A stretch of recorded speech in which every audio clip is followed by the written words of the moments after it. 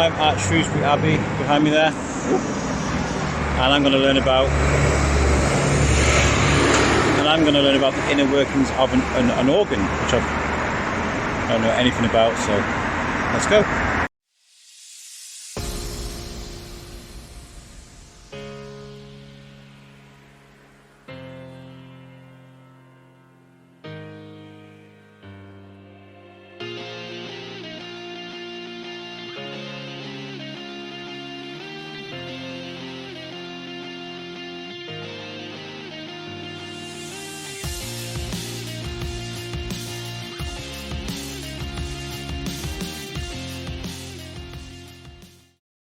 Hey guys, so a little bit of an insight.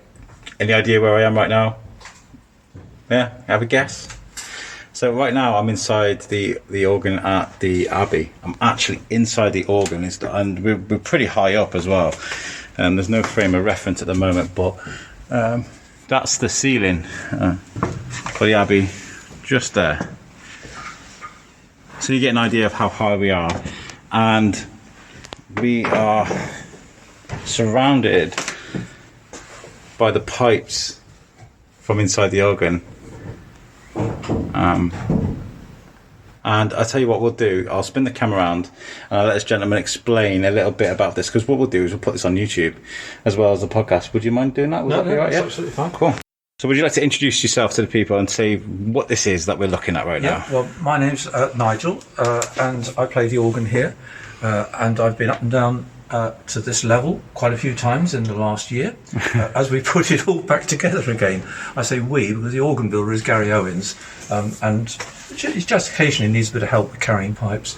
And so what we've got here is we've got a whole range of pipes from, this is probably the largest of these ones, which is spotty metal, right down to really tiny tiddly little ones here, and the same on this side, little tiny tiddly ones, right up to the larger ones here, which are made of wood or metal, and then at the back there, those are the casework pipes, some of which are 16 foot high. Unbelievable. And you're saying that this was all created in a workshop somewhere in Islington? Yep. And then all the old material is 110 years old, and the organ was originally constructed in a workshop in Islington, London. And then it was flat packed and then brought here and then re-erected. But 110 years ago, they didn't quite finish the job. And so the work here over the last 18 months has been to finish what was left unfinished 110 years ago. And through here, if you see through here, there's a whole lot of new pipes, new to us that is, and some of them are brand new, which complete the job. And there's some massive pipes here, with some very, very deep notes. And so the range of sounds are from the tiniest pipes here, such as these ones, are above the level at which anybody can hear them, unless you're a youngster or a dog.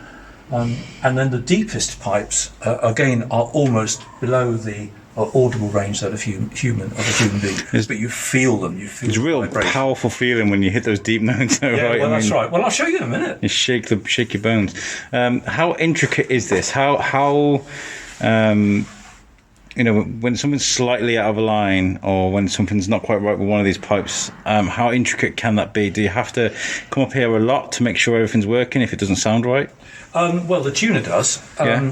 But I mean, I shall give an example. Over there's a pipe which yesterday stuck on, and the organ builder isn't coming back in again until next week, Gary, so he'll be back in next week.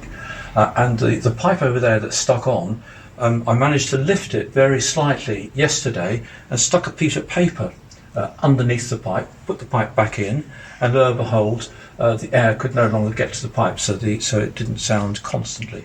But I mean, there are a lot of pipes here, and if they're not fully in tune with each other, you can tell the difference.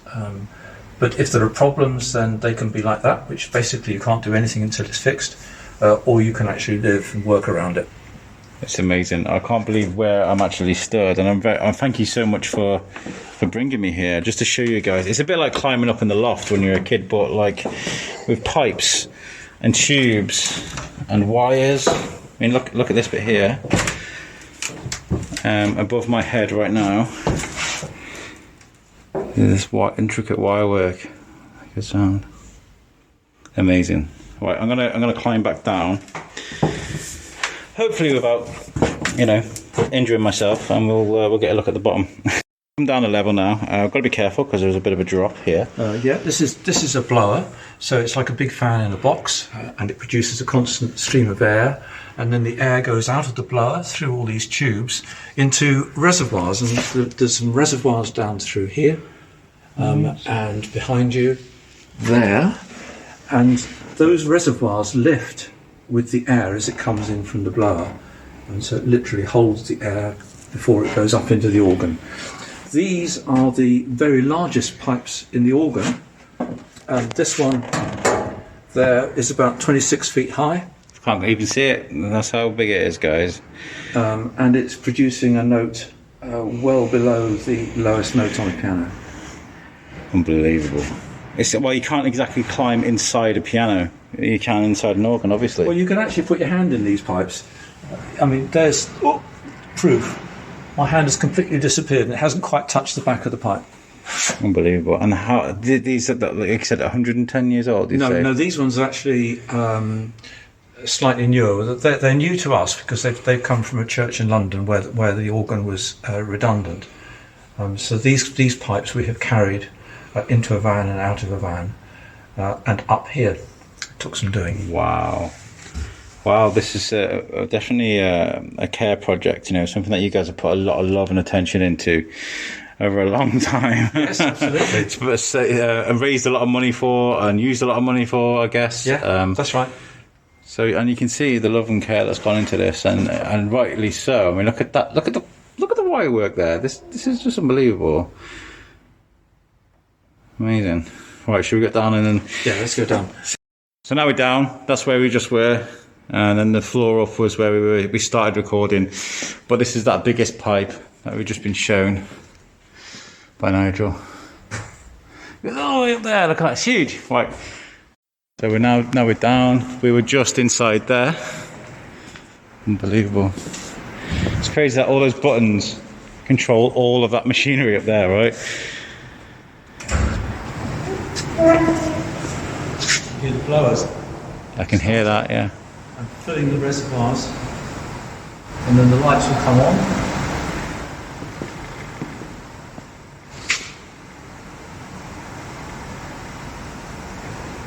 We're ready to go. Ready to roll. That biggest pipe now, see what that sounds like. And maybe the sound as well, the one they said that not all adults will be able to hear, the very high one. I'll show you. This is the largest pipe on the organ.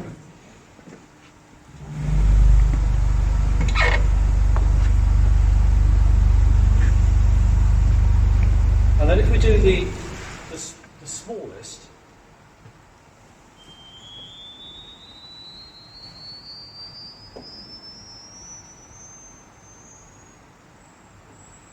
Mum, I'm hungry. Wow. the deepest sound.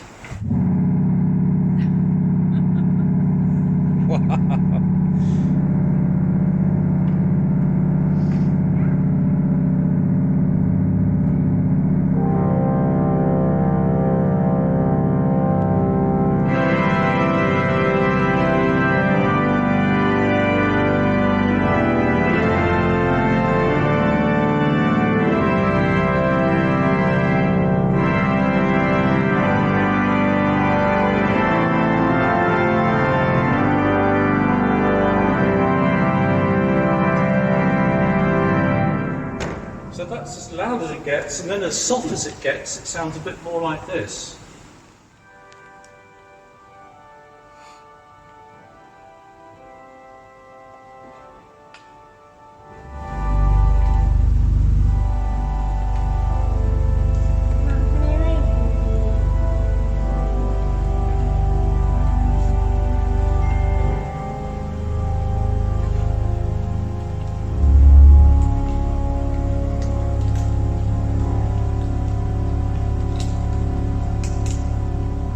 I just love that bass, that feeling. You know, it's like being at the cinema. You know, you feel it in your chest. It's very nice. Thank you so much for showing us those. So to have this fixed now, mostly, what was it like having this kind of in the state it was before? Was it like having half of an organ? Were you not allowed to play certain notes or hit certain peaks? No, well, it wasn't like that. I mean, there were certain notes that weren't necessarily working, and that changed day to day. So you never knew quite when you came along and played it, because the mechanics were unreliable. There would be notes that weren't working that were working the day before or whatever. So there were notes that didn't work, or there was leaks in the wind system, so you could hear great whooshing noises. But the incompleteness meant that it was not really. It had all the quality of sound, but it just didn't have enough of it. Yeah. Because the pipes that weren't here 110 years ago are some of the loudest pipes on the organ. So that's what's happened, is that we've kept all the nice soft stuff and the tones that mark this out as an organ of quality, and then we've added power to it that is needed because this is a huge building. Yeah. So what's the comparison now then? Now you can play this, do what you need to do to sound great. There are sounds now that nobody's ever heard before from this organ in this church, and people are astonished at what they're hearing. Absolutely astonished. Well, thank you so much for showing us all that today. I wasn't going to record a bit. Yeah, I came here, I was like, I'm going to do a podcast. You know, do you want to climb inside an organ? Okay, let's do that then.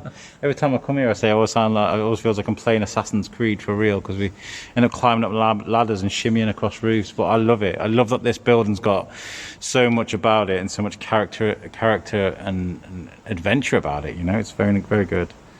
What we're going to do now is we're going to record a podcast, and we're going to find out all the details in real. Hearing that being played it's very good. I mean, it feels so powerful in your chest, and it's such an amazing instrument. So I'm very privileged to have been able to go inside. I didn't even know you can go inside an organ, and it's basically like a 3-story house, size of thing. So I'm going to take me and my green beard out of here. But thank you very much, Nigel and Isla, for today. Really enjoyed it, and hope you guys have enjoyed seeing the inner workings of a 3-story organ. Make sure you subscribe and share this video. Sure people will find it interesting. Peace out.